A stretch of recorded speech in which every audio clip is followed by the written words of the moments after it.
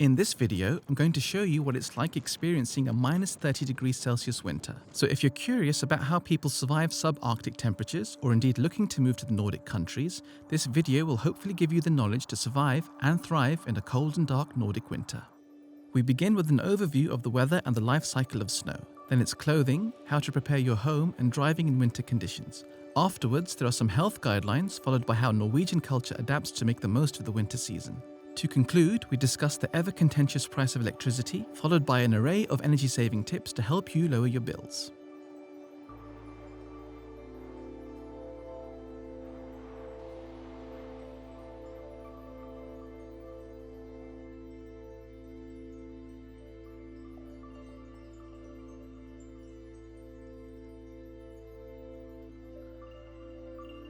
If you were to ask the average person what winter in Norway is like, they'd probably say two things: it's cold and it's dark. So, let's find out just how cold and dark winter actually is. Although Norway's mainland lies at a similar latitude as Alaska, there are four phenomena that dramatically influence the climate. The first two are the Gulf Stream and the westerly wind belt, which significantly warm up the Norwegian coastline.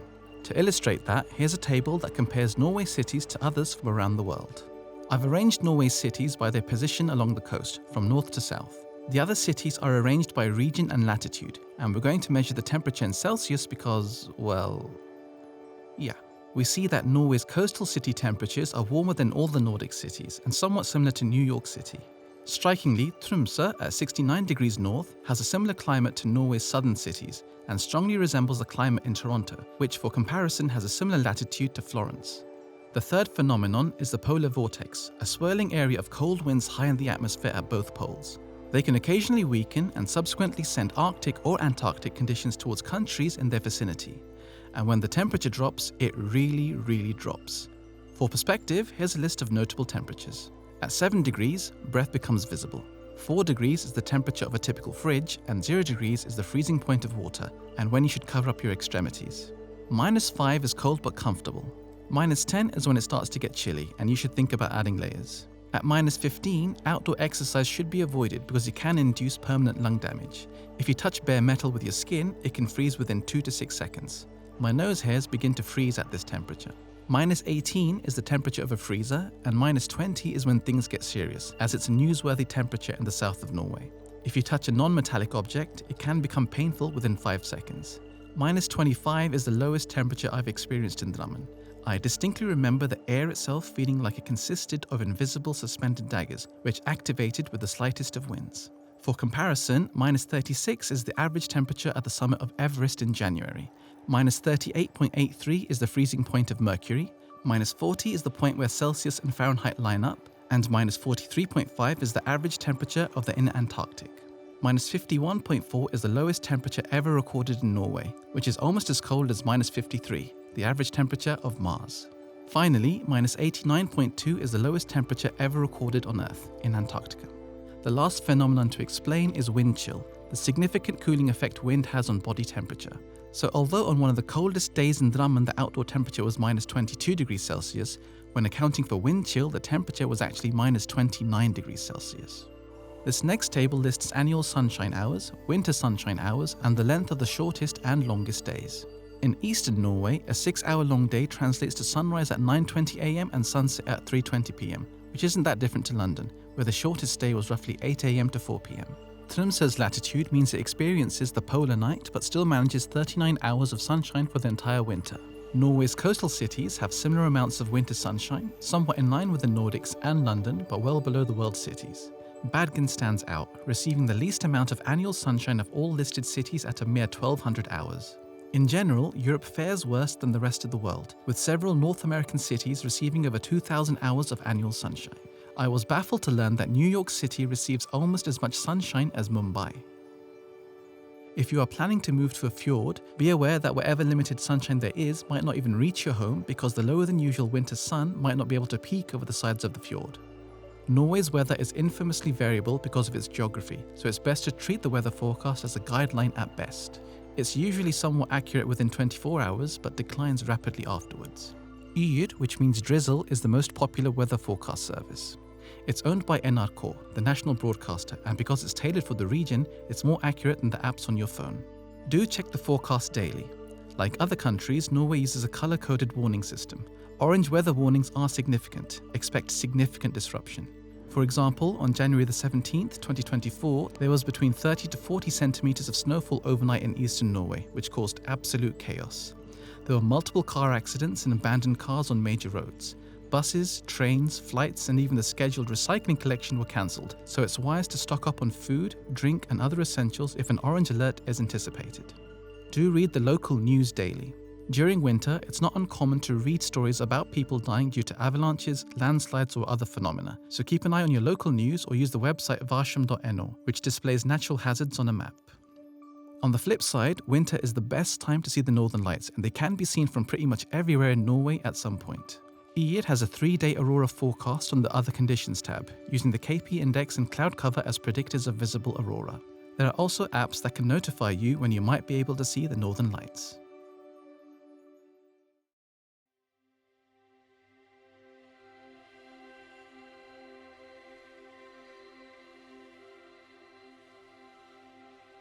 What exactly is snow?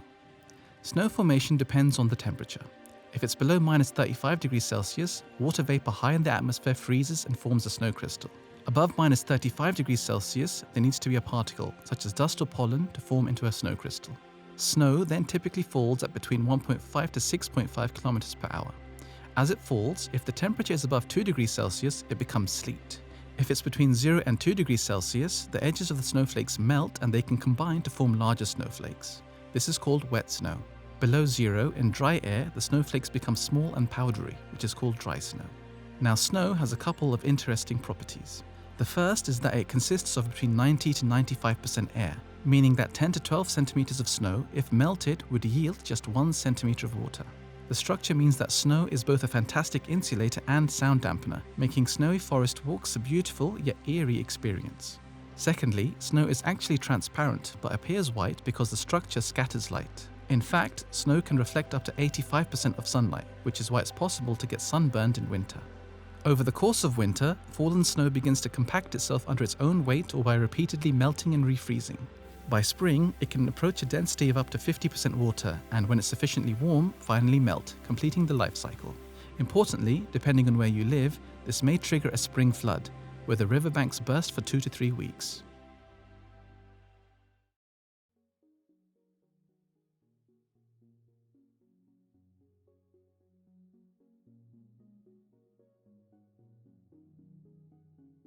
After living in Norway, I realised that I never really experienced a proper winter in London. As snow was quite rare, winter there was effectively a wetter and colder autumn, whereas in Norway there might be snow cover from November to April and even beyond, so it's important to physically and mentally prepare yourself for several months of winter conditions. The Norwegians have a saying, "Det finnes ikke dårlig vær, bare dårlige klær," which means there's no such thing as bad weather, only bad clothing. That means you're going to have to invest in good quality winter clothing.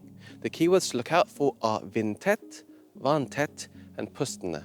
Winter jackets start from 1,000 krones and can go all the way up to 15,000 krones, depending on the brand, such as Canada Goose. I found this entry-level Stormbug jacket for 499 krones just over the border in Sweden.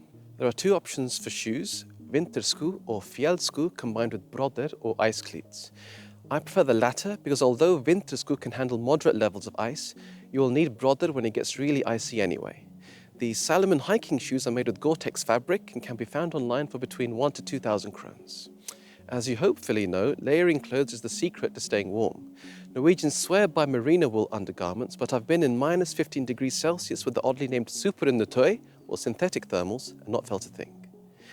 I just want to give a quick shout out to Jane Wedding 3 on Finn.no for knitting this quick lunch lue, or beanie, for my unusually large head. I'll leave a link to her profile in the description if you're interested in purchasing one. Street lighting can be a hit or miss affair in Norway, and car manufacturers seem to be installing headlights designed for passenger planes in their cars. So it's important to be seen when you're a pedestrian. Many Norwegians have a reflexsele or reflective harness. This one from Eula is 79 kroner, but can be found on offer for 49 kroner. If, like me, you want to assert luminary dominance, you can look for jackets or other accessories made with reflective material, such as this one from Gekås Ullared in Sweden. Make sure your garments, especially those in contact with your skin, stay dry. On the morning of an outdoors trip with my Norwegian class, one of my socks became slightly wet when it made contact with a shoe I was lazily taking off. Although it was minus 15 degrees Celsius outside, I thought my body heat would take care of it and didn't give it any further thought. It wasn't long before the sock became frozen and I was in almost unbearable pain. The reason this happens is because water is several times more thermally conductive than air, so don't head out with wet hair either. Ignoring practically every established design principle to indicate danger, this sign means that there is a snow or icicle hazard directly overhead, so don't walk under it and make a habit of checking for overhead icicles whenever you're out and about. Do wear a neck tube to protect your face and remember to breathe through your nose, which helps warm the air. Oh my god, that's too much. That's overreacting. Do walk like a penguin if you have to walk on ice without appropriate footwear. Bring your hands slightly out to the side and then bring your center of gravity over your body, taking smaller, flat-footed steps than usual. Flapping is optional but welcomed by the locals. Don't walk with your hands in your pockets in case you slip and fall. Don't wear brother inside buildings because they will damage the floor. Keep a small plastic bag or day pack to store them in. Don't rewarm your extremities quickly if exposed to the cold. It will be quite painful. Start with colder water, which will feel hot, and then gradually increase to body temperature.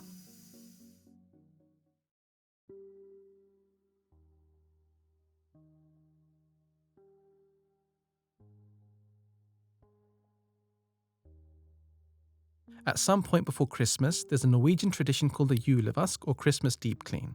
However, once the temperature drops below zero, the soil becomes frozen and the garden tap won't function anymore. So I recommend finishing the exterior tasks around October, while it's still relatively comfortable.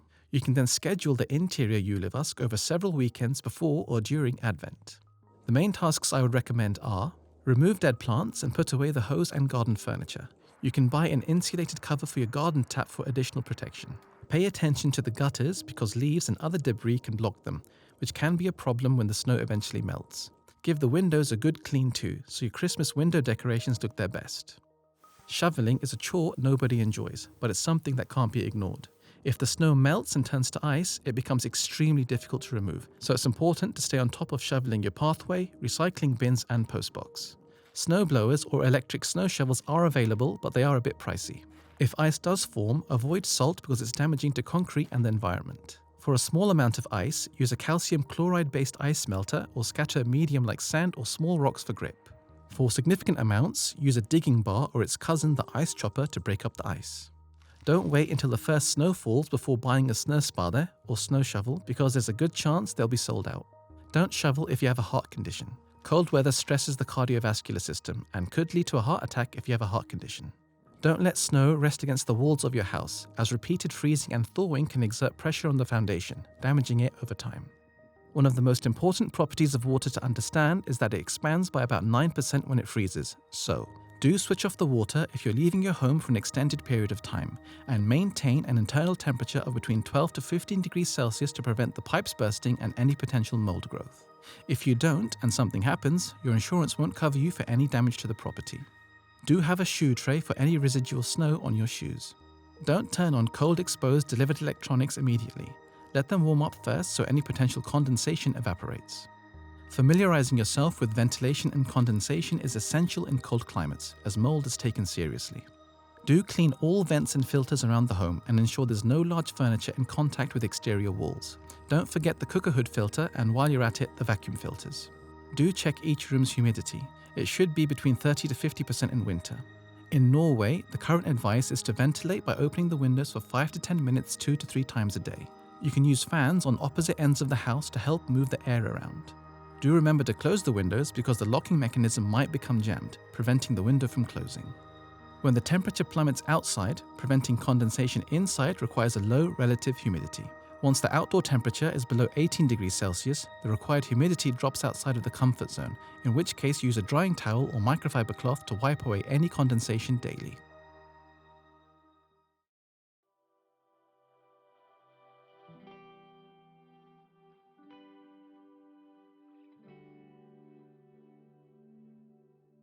Kusli is a word you'll hear a lot in conversation with Norwegians. It's potentially related to the English word cozy, but closer in meaning to the Danish hygge, roughly translating to the feeling of being cozy in a comfortable environment. In practice, it's about having the living room illuminated by a crackling fireplace and flickering candles, playing board games with your friends or family, while something sweet is baking in the oven. distributing the scent of spices from distant lands in the air. Do carve out social time with your friends and family, ensuring, of course, that there are some fairy lights hanging in the vicinity. If you're looking for ideas, you could try a themed eating challenge, for example, spicy noodles, a cook-off based on a certain ingredient or cuisine, hot pot, an East Asian communal feast, or homemade afternoon tea. To some people, Norway is a country of godless socialists, but I can assure you they do worship one god, and her name is Sol. This isn't a new phenomenon. When the ancestors of the Vikings arrived in Norway, one of the most common motifs in their rock carvings is this symbol, which represents the sun. 4,000 years later, they are still the same bunch of sun-worshipping pagans. Don't believe me? Allow me to present my evidence. Exhibit A. Around February, keep an eye on your neighbours because you'll see an extraordinary ritual. If the sun peeks out, you'll see the locals, wrapped in heavy-duty blankets, awkwardly shuffling to their garden chairs on the terraces. Such is the strength of their conviction that they will brave minus temperatures to bathe in the warmth of Sol's light. Exhibit B. The longest and shortest days of the year, the winter and summer solstices, are still celebrated as Yule and Sankt Hansaften. Exhibit C. The town of Rjukan, due to its unique geography, doesn't receive sunlight from September to March. Naturally, the locals wouldn't let a small thing like a mountain stop them worshipping Sol. They spent 5 million kroner installing 3 massive mirrors on the slopes which illuminate the town square. Exhibit D. If you ask any Norwegian what their top holiday destination is, the answer is almost always Sweden, a loanword from German which means the south. Typically, it means going to Spain or Greece. Ask them why they head there, and I guarantee you the answer will be, you guessed it, the sun. Exhibit E. If the sun or giant mirrors aren't available, Norwegians will try to make do with tanning beds, with just under 1/4 of Norwegians partaking in the ritual, rising to 33% among teenage girls. This sacrilege has not gone unnoticed by Sol, who deemed it necessary to punish Norway with one of the highest incidences of skin cancer in the world, which has been linked to the use of sunbeds. Now, I will admit that there is a good reason for all of this, and that's because there is a huge contrast in temperature when one stands in the sun. It genuinely feels like a different season, so do take advantage of it whenever possible. However, it's equally important to learn how to embrace the cold. Growing up in London, it was extremely rare for there to be enough snowfall to build a snowman, whereas my wife grew up making igloos, snow slides, and snow lanterns. As adults, Norwegians take full advantage of the winter with activities such as skiing, cross-country skiing, ice fishing, and so on. As an immigrant, you can make up for lost time by having a go at making a snow sculpture, going snowshoeing, which is an easier version of cross-country skiing, or having a go at Korketrekken in Oslo. In the south, Røros is a popular winter destination, and in the north, you can go dog sledding, whale watching, and of course, see the northern lights. On Norskkurs, the Norwegian language course, many of the students I studied with did not celebrate Christmas for religious or cultural reasons. Now, I understand one of the challenges of immigration is finding the border between multiculturalism and assimilation. Should I adapt to my new country, or should the new country adapt to me? It's a complex subject suited to another video, but I will say this. Christmas is largely a secular event anyway, so I do encourage immigrants to embrace the celebration as a Norwegian tradition rather than a Christian one. Do wear a mask during the 2 weeks leading up to Christmas. My most popular YouTube video, Christmas in Norway, was filmed in 2019. It took 4 years for us to get together again on Christmas because of the pandemic or one of us getting COVID. Do visit Norway's cities during the Advent period.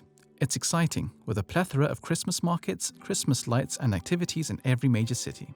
Don't visit during Romjul, the period between Christmas and New Year's. It's as dead as my prospects of becoming a famous YouTube guitarist.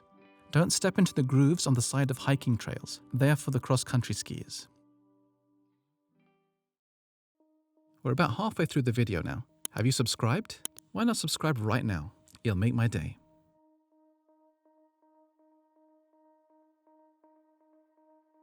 Disclaimer, this is not medical advice, so please consult a doctor before taking supplements you're unfamiliar with. You might have heard of matpakke, the Norwegian packed lunch which consists of open-faced sandwiches and disappointment. Instead, be the envy of your classmates or colleagues by investing in a mat-thermos, or food thermos. Norway's lack of sunshine, combined with its latitude, means that vitamin D synthesis is impossible for several months of the year, because UVB rays pass through more atmosphere before reaching us. One study showed that in Bergen, inhabitants were unable to produce significant amounts of vitamin D3 for half of the year. Importantly, vitamin D is involved with over 1,000 physiological processes in the body, and deficiency is especially common amongst people of colour. The recommended dose for vitamin D is 400 IU, but there's some evidence to suggest better health outcomes with higher doses. I personally take 3000 IU per day, but the best way to be sure is to get your serum levels checked with a test. Tran, or cod liver oil, is recommended by the Norwegian health authorities all year round. 1 teaspoon per day of Möller's cod liver oil contains 0.6 grams of DHA and 0.4 grams of EPA, which are well-studied beneficial omega-3 fatty acids. Tran also contains 400 IU of vitamin D, so do bear that in mind with regards to vitamin D intake.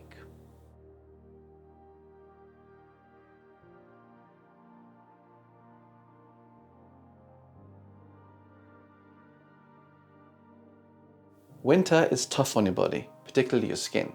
Outside, the cold winter air holds less moisture than warm air, and inside, the heating system reduces moisture in the air. The solution is to moisturize, moisturize, moisturize. Now, men are typically woefully ignorant about this topic, so here are some recommendations. After shampooing, use a conditioner, and depending on your hair type, follow up with a hair oil. Indian hair is prized for its quality and is exported all around the world for use in wigs and hair extensions. One of our secrets is the use of hair oils, particularly coconut oil. This oil can be found for about 49 krones in ethnic stores and will last for several months. If you're experiencing dry skin, skip the soap and use moisturizing shower creams combined with a washcloth. I use this one from Sanex and an exfoliating washcloth.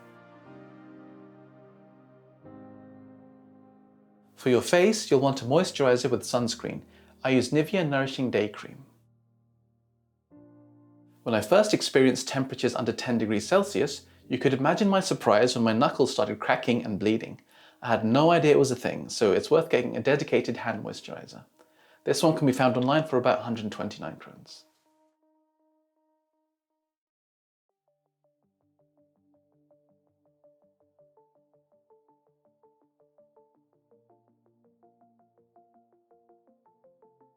Despite the difficult driving conditions, Norway has one of the lowest levels of traffic fatalities in the world, coming in at 2 deaths per 100,000 inhabitants. The process of getting a Norwegian driving license is arduous and expensive, costing on average around 30,000 Norwegian krones. Before you're even allowed on the roads, there's a compulsory 17-hour course, and later on, a mandatory 4-hour course that exclusively covers driving on slippery roads. Yet some immigrants, like myself, were able to hand over our license and exchange it for a Norwegian one. Thus, Norwegians are somewhat skeptical of non-Norwegian drivers on their roads, so make sure you're adequately prepared and know the rules. For most drivers, winter tyres are mandatory from the 1st of November to the first Sunday after Easter Monday. This unusual day allows for Easter breaks in the mountains. Changing the tyres usually costs 500 krones and they must have a minimum tread depth of 3 mm. If you are caught using summer tyres in winter conditions, you will lose your license. Studded tyres perform better than studless, but some cities, such as Oslo, will charge a daily fee for their use. The 3-second rule, which regulates the recommended driving distance between cars, is 6 seconds in winter conditions. If you are caught driving too close to the car in front, the fine is an eye-watering 10,200 krones. You are legally required to clear your car roof of snow and have sufficient visibility through your windows. You can be stopped, fined, and even imprisoned if, for example, a chunk of ice falls off your car and hits a car behind you, resulting in a fatal crash.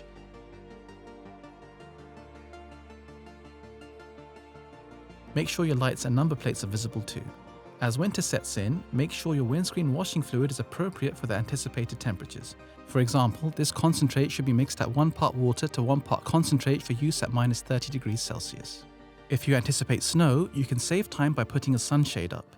The next morning, pull it off, not like this, and your windscreen will be virtually frost-free. In certain areas, you can also park your car with the windscreen facing east so that the morning sun melts the frost. Condensation can turn to ice on the inside of the windows too, in which case use a de-icer combined with a microfiber drying cloth. The combination of a low winter sun, reflective snow and wet roads can create blinding glare, so have a pair of driving sunglasses within reach if that happens. Away from the coast, where snow settles for the duration of the winter, you should take further precautions, including having a blanket, portable snow shovel, tow rope and a container with sand or gravel. Furthermore, on long journeys through rural areas, you might find yourself stuck in traffic for hours if an accident occurs or a mountain pass closes due to bad weather. Therefore, make sure you have food, drink, a headlamp, a power brick and sufficient fuel. You might notice these poles on the side of the road. They mark the edge of the road for the snowplows, and they sometimes have markings which make it easy to identify the height of the snow. Norwegian roads are split into 5 groups, A to E. A and B have the most traffic, and thus the authorities use salt. Roads classed as C, D and E prioritize the use of sand, but they can also be salted. Pavements are also cleared of snow, and when icy, will have gravel scattered for grip. Do find alternate street parking after snowfall so the snowplows can do their work. Failure to do so could possibly incur a furious scolding from your neighbours. Don't drive past snowplows. They are limited to 40 km per hour so they can do their work with accuracy. Be aware that just a few centimetres of snow can prevent your car from moving, so stay on top of shoveling. Be aware of pedestrian crossing signs because the crossing itself might be obscured by snow. The penalty for not yielding to a pedestrian is 10,200 krones. Be aware of black ice, a thin, near invisible layer of ice that has been known to cause pileups. It can even form on roads just from car exhaust moisture if the temperature is below -18 degrees Celsius. For dog owners, be aware that salt is extremely damaging to dog paws, so remember to wash their paws after you've been out. Do service your car before winter starts. You don't want to be stranded in your car when it's -20 degrees outside. Do clean your car because it will get pretty dirty over the winter. Do remove snow from the wheel well before it turns to ice and shortens the lifespan of your tyres. Ensure the tyre pressure is correct also. Do keep the car battery topped up. At 0, the starting power is depleted by about 35%, and at -18, the starting power is depleted by over 50%. Therefore, take an occasional 20 to 30 minute drive to keep it topped up. Likewise, EV range is reduced in winter temperatures. Do start in second gear because it reduces the chance of the tyres spinning. Do unzip thick winter jackets when driving. When zipped, seatbelt effectiveness is reduced and you could be potentially thrown out of the car. Do slow down more than usual before corners to prevent skidding. Don't panic if you skid. Just let go of the pedals and gently steer into the direction of the skid. Don't defrost the windscreen with hot or cold water. Hot water can crack the windscreen and cold water will most likely freeze anyway. Don't drive slowly uphill. Build up momentum beforehand to avoid skidding and use engine braking on the way down to control your speed without using the brakes.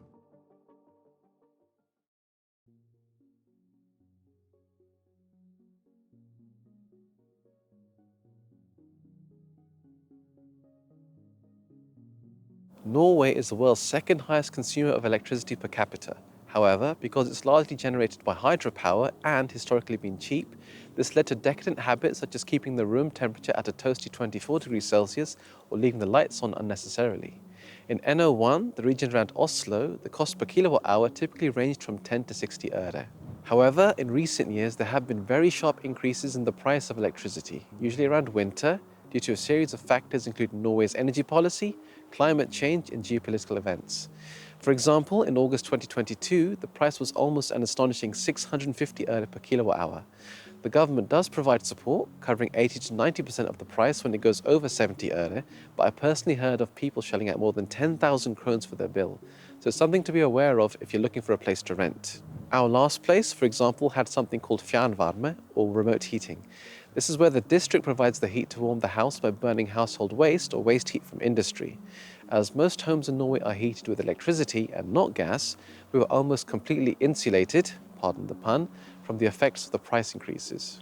Do check the spot price in the morning so you can plan whether you should run any power-hungry appliances, or plan a strategic visit to your mother-in-law so you don't have to heat your home at that time. What can you do when the electricity price goes through the roof? This is something us Brits have a good awareness of thanks to the efforts of the High Priest of Fiscal Prudence himself, Shri Martin Lewis G. I've put together some energy-saving interventions created by how difficult or expensive they are to implement. Free means a simple behavioural adjustment, minor means it requires DIY skills or a small investment, and major means it requires a specialist or a large investment. First, let's take a typical Norwegian house and crunch some numbers so we can understand electricity usage a little better. The average property is a 120 square metre detached house which uses about 20,000 kilowatt hours per year. That works out to 55 kilowatt hours a day or around 2,300 watts per hour. At 115 øre per kilowatt hour, the 10-year average price including taxes and fees, the electricity bill works out to be 63.3 kroner per day. The largest expenses are, unsurprisingly, heating related, with 53% of a typical bill going to household heating, 13% going to hot water, and 12% to cooking. Our electric heaters are 2,200 watt and 1,200 watt respectively. Since electric heaters aren't always on, here are the hourly running costs at full power. The typical indoor temperature for comfort is 20 degrees Celsius. However, not every room needs to be 20 degrees. The kitchen and bathroom can be 18 degrees, and the bedroom can be as low as 16 degrees Celsius. Lowering the temperature by just 1 degree results in up to 5% energy savings. You didn't hear this from me, but in leaky older homes, living on the first floor means you can borrow some of the heat from the ground floor. In a typical home, 35% of heat loss occurs through the walls, 25% through the roof, 25% through the windows, and 15% through the floor. Use a temperature gun to find drafts and seal them. Thermal curtains and specially designed window film can reduce heat loss through the windows, and rugs can help with heat loss through the floor. You can use reflector sheets on wall-mounted radiators to help bounce some of the heat back into the room. Upgrading to smart radiators means you can choose which rooms to heat and program schedules, leading to substantial savings. Make sure you plug them directly into the wall and not into extension leads, as they are not usually rated to handle the load. Although electric heaters are 100% energy efficient, heat pumps can seemingly defy physics and be 300 to 400% efficient. Although initial costs are high, they are increasingly popular, currently powering 60% of households in Norway. The best but most expensive intervention is to upgrade to triple glazed windows and to insulate the roof, walls and floor in older homes. Setting the thermostat higher does not make the heating system work faster, it just changes the temperature at which the heating system turns off. Our electric water heater uses 1950 watts for 66 minutes to heat up 116 litres of water. A typical non-energy saving water tap has a flow rate of 10 to 15 litres per minute, meaning at full flow it would take just 11.5 minutes to completely empty the hot water tank. When taking a shower, it doesn't have to be scalding hot, just above body temperature is ideal according to dermatologists. You can also stop the water when you're using the shampoo, conditioner and so on. For maximum savings, you can do what my grandparents did, the bucket bath. Simply fill a bucket up with hot water, grab a stool and shower from a sitting position, using a small vessel to pour water on yourself when required. Install water aerators on all taps. They can substantially reduce the water flow to as little as 5 litres per minute. I highly recommend using a water-saving shower head, particularly this one which is available online. Not only does it reduce water flow to 6 to 10 litres per minute, it has tiny laser-engraved holes that dramatically increase the water pressure. I only have to use it 33% open to get the same pressure as a regular shower head. For heating food, microwaves and air fryers are far more energy efficient than ovens. If you do have to use the oven, you can use the residual heat to warm up the kitchen. If you have an older hob type, such as ceramic or conduction, upgrade to an induction hob which is more energy efficient. A dishwasher load uses about 15 litres of water total. Therefore, even a partially filled dishwasher is far more efficient than hand washing, even when accounting for electricity usage. If you don't have a dishwasher, the most water-efficient way is the 2-sink method. Let the dishes pile up, soak them in hot water, wash and then rinse with room temperature water in the other sink. Unless your clothes are heavily soiled, use the eco mode which reduces power and water use. Wash your clothes at a cooler temperature or in cold water if the detergent is capable. For washing machines and dishwashers with timers, you can run them when electricity is cheaper during the night. Skip the tumble dryer and line dry the clothes. Ensure the fridge is running at -4 and the freezer at -18. Don't forget to clean the coils for optimal performance. Upgrade all incandescent, halogen and fluorescent bulbs to LED and, if possible, dimmable smart bulbs. And that brings us to the end of the video. If you come from a cold climate, what are some of your tips for making the most of the winter? Let me know in the comments. As always, if you really enjoyed the video and have the means, you can help me fund future projects and hopefully even make a living by becoming a member of the channel or donating to my Patreon. Channel members can look forward to early access to new videos, outtakes, a look behind the scenes, extended editions of videos and more. You can find out more by clicking the join button below. You can also help me out for free by clicking like, subscribing to the channel and clicking the notification bell. That lets YouTube know that you really enjoyed the video and in return helps boost my video in the rankings. Thanks for watching and I'll see you in the next video.